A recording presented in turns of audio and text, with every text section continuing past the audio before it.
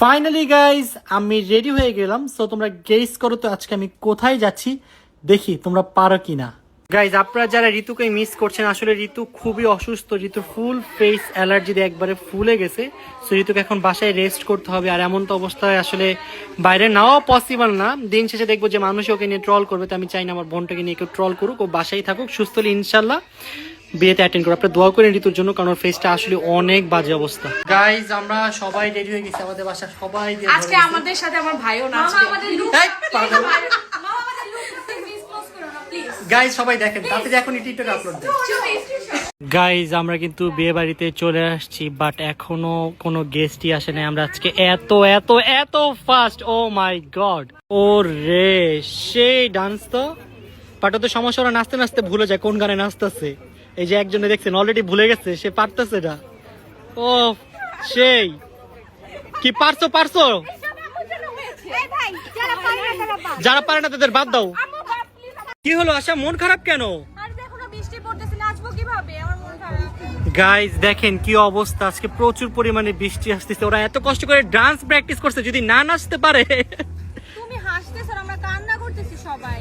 Guys এখন তাড়াতাড়ি করে ভরপুর খেয়ে নিচ্ছি, কারণ অনেক বেশি এনার্জি লাগবে। কিছুক্ষণের মধ্যে গাইজ সবাই মিলে ভরপুর ডান্স দিব, ওকে?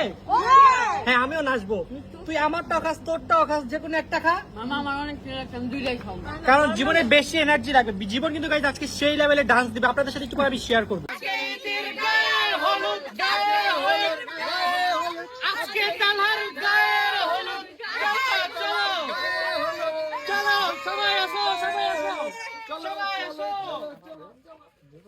খাবারগুলো দেখে তো মনে হচ্ছে আমি একটু খেয়ে ফেলি।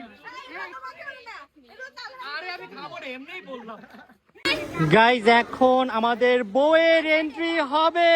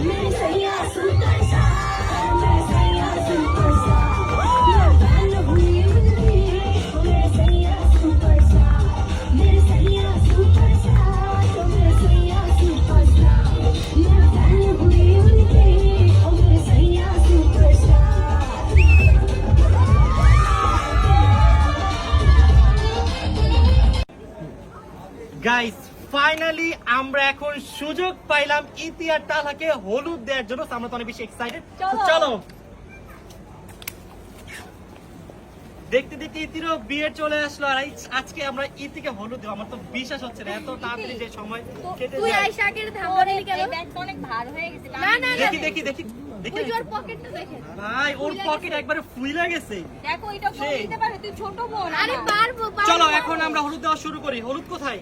এই তো না না পাশেটা, এটা হলুদ। হ্যাঁ ওকে, সো ফার্স্টে আমি একটু হলুদ দিয়ে দিচ্ছি তালহাকে। ওকে তো দাও। তোমাকে দেব না, আমি ইতিকে দিব।